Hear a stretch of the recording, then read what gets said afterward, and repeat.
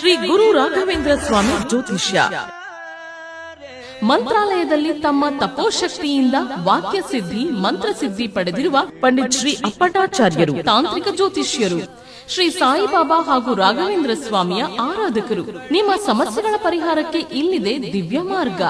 Divorce problem, ಅನಾರೋಗ್ಯ, ಪ್ರೇಮ ವಿಚಾರ, ಸಂತಾನ, ಸಾಲಬಾಧೆ, ಕೋರ್ಟ್ ಕೇಸ್, ವ್ಯಾಪಾರ, ಮಾಟ ಮಂತ್ರ ತಡೆ, ಶತ್ರುಕಾಟ, ಕೌಟುಂಬಿಕ ಕಲಹ, ಇನ್ನೂ ನಿಮ್ಮ ನಿಗೂಢ ಗುಪ್ತ ಸಮಸ್ಯೆಗಳಿಗೆ ಶ್ರೀ ರಾಘವೇಂದ್ರ ಸ್ವಾಮಿಯ ಮೂಲ ಬೃಂದಾವನ ರಹಸ್ಯ ಬಲಿಷ್ಠ ಪೂಜಾ ಶಕ್ತಿಯಿಂದ ಕೆಲವೇ ದಿನಗಳಲ್ಲಿ ಶಾಶ್ವತ ಪರಿಹಾರ ಶತಸಿದ್ಧ. ವಿಶೇಷ ಸೂಚನೆ: ಅಲ್ಲಿ ಇಲ್ಲಿ ಕೇಳಿ ಎಲ್ಲೂ ಪರಿಹಾರವಾಗದ ನಿಮ್ಮ ಸರ್ವ ಸಮಸ್ಯೆಗಳಿಗೆ ಇಲ್ಲಿದೆ ದಿವ್ಯ ಮಾರ್ಗ. ನಂಬಿಕೆಟ್ಟವರಿಲ್ಲವೋ ಈ ರಾಯರ. ನೀವು ಬಯಸುವ ನೆಮ್ಮದಿಯ ಜೀವನಕ್ಕಾಗಿ ಒಮ್ಮೆ ಸಂಪರ್ಕಿಸಿ ಶ್ರೀ ಗುರು ರಾಘವೇಂದ್ರ ಸ್ವಾಮಿ ಜ್ಯೋತಿಷ್ಯ, ಪಂಡಿತ್ ಶ್ರೀ ಅಪ್ಪಟಾಚಾರ್ಯರು. ಫೋನಿನ ಮೂಲಕ ಪರಿಹಾರ.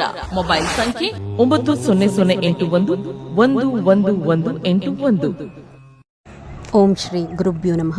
ಎಲ್ರಿಗೂ ನಮಸ್ಕಾರ. ಇವತ್ತಿನ ವಿಡಿಯೋನಲ್ಲಿ ನಿಮಗೆ ಭಾನುವಾರ ದ್ವಾದಶಿಯ ಆಚರಣೆ ಯಾವ ರೀತಿ ಇರಬೇಕು ಅನ್ನೋಂತಹ ಮಾಹಿತಿಯನ್ನು ಕೊಡ್ತೀನಿ. ಏಕಾದಶಿ ನೀವು ಯಾರೆಲ್ಲ ಶನಿವಾರ ಆಚರಣೆ ಮಾಡಿದ್ದೀರಾ, ತಪ್ಪದೆ ನೀವು ಭಾನುವಾರ ಕೂಡ ತಲೆಗೆ ಸ್ನಾನ ಮಾಡಿಕೊಳ್ಳಲೇಬೇಕು. ಇದು ಬಹಳ ವಿಶೇಷವಾದಂತಹ ದ್ವಾದಶಿ. ಕಾರಣ ಏನು ಅಂತಂದರೆ, ನಿಮಗೆಲ್ರಿಗೂ ಗೊತ್ತು, ಚಾತುರ್ಮಾಸ ನಡೀತಾ ಇತ್ತು. ಅಂದರೆ ಒಂದು 4 ತಿಂಗಳ ಹಿಂದೆ ಯೋಗನಿದ್ರೆಗೆ ಜಾರಿದ್ದಂತಹ ಶ್ರೀ ಮಹಾವಿಷ್ಣುವು ಯೋಗನಿದ್ರೆಯಿಂದ ಈ ಏಕಾದಶಿಗೆ ಎಚ್ಚರ ಆಗ್ತಾರೆ. ಅಂದರೆ ಭಗವಂತ ಯೋಗನಿದ್ರೆಯಿಂದ ಎಚ್ಚರವಾದಂತಹ ನಂತರದಲ್ಲಿ ಬರ್ತಾ ಇರುವಂತಹ ಮೊದಲನೇ ಏಕಾದಶಿ ಮತ್ತು ಮೊದಲನೇ ದ್ವಾದಶಿ. ಹೀಗಾಗಿ ನಾವು ಭಗವಂತನಿಗೆ ವಿಶೇಷವಾದಂತಹ ಪೂಜೆ ಪುನಸ್ಕಾರ ನೈವೇದ್ಯಾದಿಗಳನ್ನು ಮನೆಯಲ್ಲಿ ಮಾಡಿದ್ರೆ ಬಹಳ ಶುಭ ಫಲಗಳನ್ನು ನಮಗೆ ಭಗವಂತ ಕರುಣಿಸ್ತಾನೆ ಅನ್ನುವಂತಹದ್ದು. ಈ ದ್ವಾದಶಿಯ ನಿಮ್ಮ ಪೂಜಾ ಸಮಯ ಅಂತಂದರೆ 4:28 5 ಗಂಟೆ 15 ನಿಮಿಷದ ಒಳಗಡೆ ನಿಮ್ಮ ಪೂಜೆ ಮುಗಿಸ್ಕೋಬೇಕು. ಯಾಕೆ ಅಂತಂದರೆ ಆವತ್ತಿನ ದಿವಸ ಉತ್ಥಾನ ದ್ವಾದಶಿ ಇದೆ. ತುಳಸಿ ಪೂಜೆ ಕೂಡ ನೀವು ಮಾಡಬೇಕಾಗಿರೋದ್ರಿಂದ ನೀವು ಬೇಗ ದೇವರ ಮನೆಯಲ್ಲಿ ಪೂಜೆ ಮುಗಿಸ್ಕೊಂಡ್ರೆ ನಿಮ್ಮ ತುಳಸಿ ಪೂಜೆಗೆ ಅನುವಾಗುತ್ತೆ. ಒಳಗಡೆ ದೇವರ ಮನೆಯಲ್ಲಿ ಪೂಜೆ ಪುನಸ್ಕಾರಗಳನ್ನು ಮುಗಿಸ್ಕೊಳ್ತಾರೆ ತುಳಸಿ ಪೂಜೆ ಮಾಡಲಿಕ್ಕೆ ಹೋಗಬೇಡಿ. ಆಮೇಲೆ ಕೆಲವರಿಗೆ ಅನುಮಾನ, ಶನಿವಾರನ ಏಕಾದಶಿ ಭಾನುವಾರ ಏಕಾದಶಿನ ಅನ್ನುವಂತಹ ಗೊಂದಲಗಳಿದೆ. ನೋಡಿ, ಭಾನುವಾರನೂ ಏಕಾದಶಿ ತಿಥಿ ಇರುವಂತಹದ್ದು. ಕೆಲವೊಂದು ಪಂಗಡಗಳು ಕೆಲವೊಂದು ಪ್ರಾಂತ್ಯಗಳಲ್ಲಿ ಭಾನುವಾರವೂ ಏಕಾದಶಿ ಆಚರಣೆ ಮಾಡ್ಕೋತಾರೆ. ಅಂದರೆ ಅವರವರ ರೀತಿಗೆ ಬಿಟ್ಟಿದ್ದು. ಆದರೆ ಸಂಪೂರ್ಣವಾದಂತಹ ಏಕಾದಶಿ ತಿಥಿ ನಮಗೆ ಬರುವಂತಹದ್ದು ಶನಿವಾರ ಮತ್ತು ಭಾನುವಾರ ನಮಗೆ ದ್ವಾದಶಿ ಬರುತ್ತೆ, ಶುಕ್ರವಾರ ದಶಮಿ. ಹೀಗಾಗಿ ನಾನು ಏನೇ ಇನ್ಫಾರ್ಮೇಷನ್ ಹೇಳಿದ್ರೂ ನಾನು ಸರಿಯಾಗಿ ತಿಳ್ಕೊಂಡೇ ಹೇಳಿರ್ತೀನಿ. ನೀವು ಮತ್ತೆ ಅಲ್ಲಿ ಇಲ್ಲಿ ಇನ್ಸ್ಟಾಗ್ರಾಮಲ್ಲಿ ನೋಡೋದು ಮತ್ತು ಅದನ್ನು ನನಗೆ ಕಾಮೆಂಟ್ ಹಾಕಿದ್ರೆ ದಯಮಾಡಿ ನನಗೆ ಖಂಡಿತ ಸಮಯ ಇರೋದಿಲ್ಲ ನಿಮ್ಮ ಎಲ್ಲ ಕಮೆಂಟ್ಸ್ಗಳಿಗೆ ಉತ್ತರ ಕೊಡೋವಂಥದ್ದು.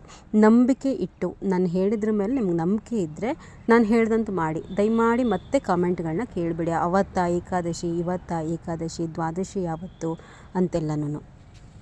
ಮತ್ತು ಈ ದ್ವಾದಶಿ ಬಹಳ ವಿಶೇಷ ಅಂತ ಹೇಳಿ ನಾನು ಹೇಳಿದೆ.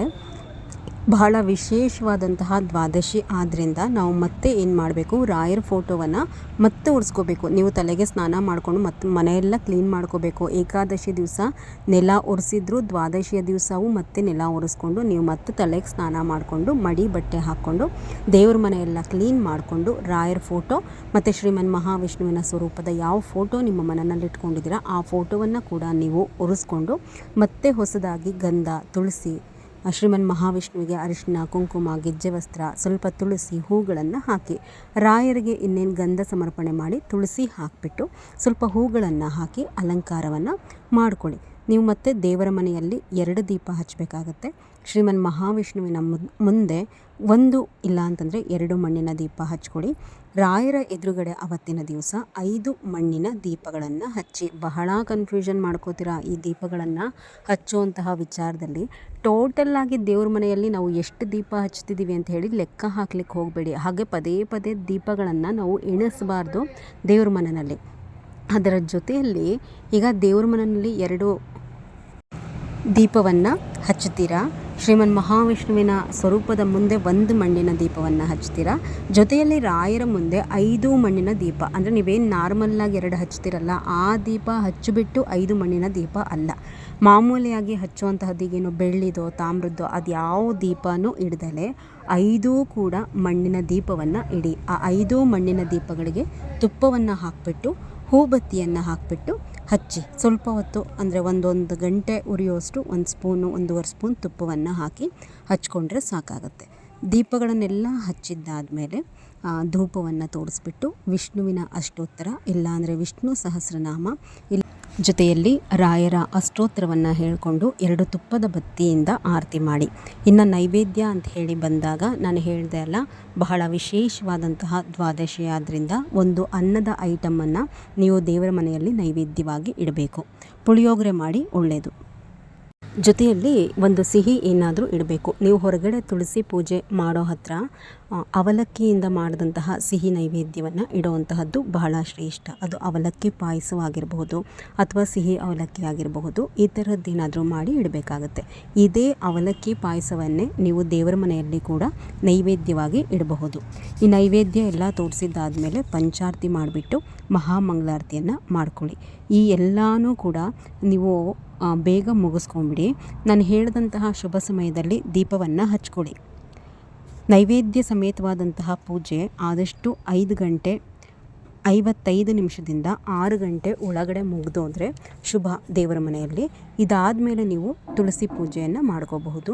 ತುಳಸಿ ಪೂಜೆ ಹೇಗೆ ಮಾಡಬೇಕು ಅನ್ನುವಂತಹ ವಿಡಿಯೋವನ್ನು ಹಾಕಿದ್ದೀನಿ, ನೋಡಿಕೊಂಡು ತುಳಸಿ ಪೂಜೆ ಮಾಡಿ. ಇನ್ನು ಬಹಳಷ್ಟು ಬರ್ತಿರೋಂತಹ ಕಮೆಂಟ್ ಅಂತಂದರೆ ಮದುವೆ ಆಗದಲೇ ಇರೋವಂತಹ ಹೆಣ್ಮಕ್ಳು ಮಾಡಬಹುದಾ ಈ ಪೂಜೆಯನ್ನು ಅಂತಂದು.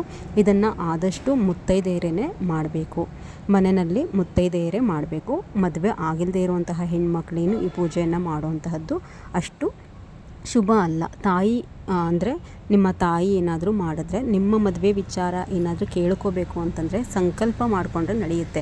ನೀವು ಮುತ್ತೈದೆಯರು ಮಾಡಾದಮೇಲೆ ನೀವು ಒಂದೆರಡು ಊದುಗಡ್ಡಿ ಹಚ್ಚುವಂತಹದ್ದು, ಆಮೇಲೆ ನೀವು ಪೂಜೆ ಮಾಡಿ. ಅದೇ ಸಂಪೂರ್ಣವಾದಂತಹ ಪೂಜೆಯನ್ನು ನೀವೊಬ್ಬರೇ ಅಂದರೆ ಮದುವೆ ಆಗಿಲ್ಲದೆ ಇರುವಂತಹ ಹೆಣ್ಮಕ್ಳು ನಡೆಸೋದಕ್ಕೆ ಬರೋದಿಲ್ಲ.